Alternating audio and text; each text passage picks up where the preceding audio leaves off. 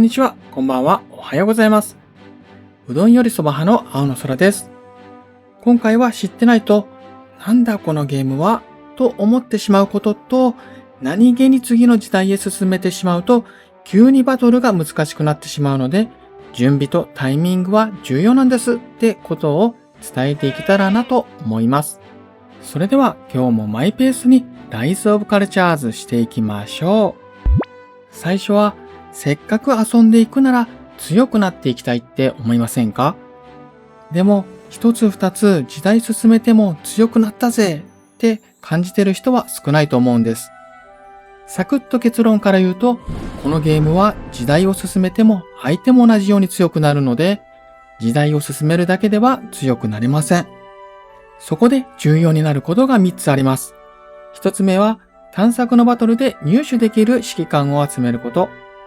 2つ目はバトル用世界遺産の入手と強化。3つ目は定期イベントで部隊強化用の限定アイテムを入手と強化。この3つがこのゲームで強くなるために必要なことになっています。じゃあ時代進める意味なくない？って思いませんか？ここで時代を上げていくことは大切になるよってことを2つ。1つ目は探索でのバトル相手の強さは固定になっているため、時代を進めて自部隊強化をしていくことで先に進めやすくなっています。2つ目は世界遺産のアップグレードに必要な物資はある程度のレベルまでは支援要請でどうにかなるけれど、そこを過ぎると全てではないですが、対象の時代まで進まないと物資を埋めることができなくなります。なんか複雑で難しいな。と思った方は、最後に少し簡単な図でまとめてあるので見てもらえると嬉しいです。それでは次の時代に進める前の準備とタイミングについてになります。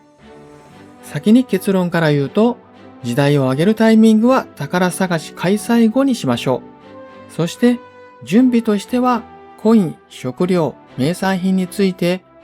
序盤の方はこんな感じで、中盤の方はこれくらいの量で、それ以上から初期ゴシックまでの方はこれくらいかもう少し貯めてもいいかと思います。これでも時代を上げた時に必要なコインと食料はすぐに足りなくなりますが、最低限のアンロックは可能になるかと思います。有効文化の探索の進み具合はなるべく対象の時代まで進めていきたいかなと、感じになります。次は理由になりますが、このゲームのメインと言ってもいいコンテンツでもある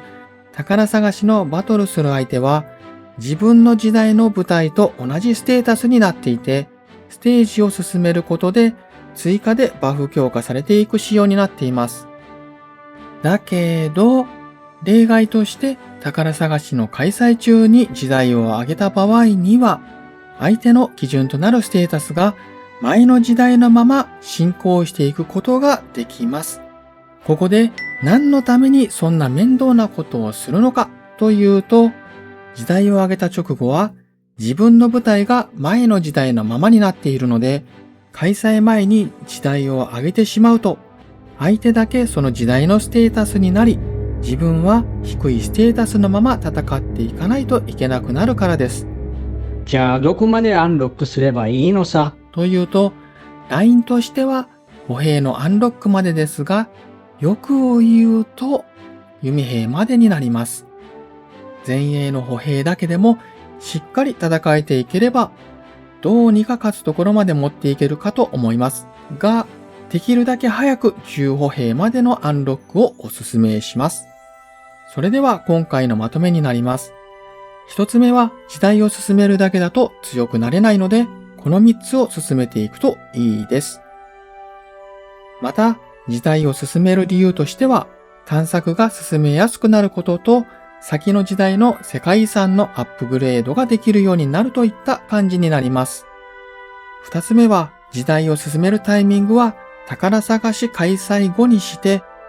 時代を上げる前には物資をしっかり貯めて、一気に歩兵のアンロックまで進めるようにしましょう。ということで、今回はここまでになります。